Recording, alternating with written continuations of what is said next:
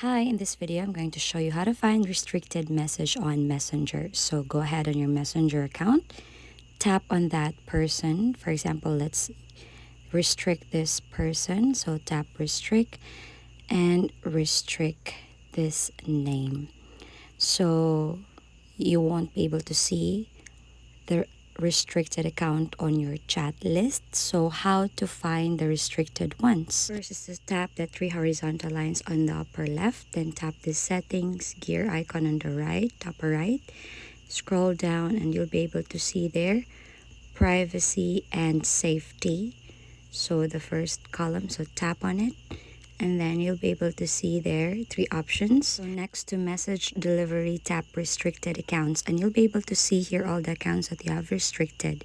So for you to unrestrict that account, you just tap on the account and tap unrestrict, and this account will automatically be available on your main chat list. So that's basically the process. If you find this helpful, don't forget to give it a like and subscribe for more videos to come. Thanks.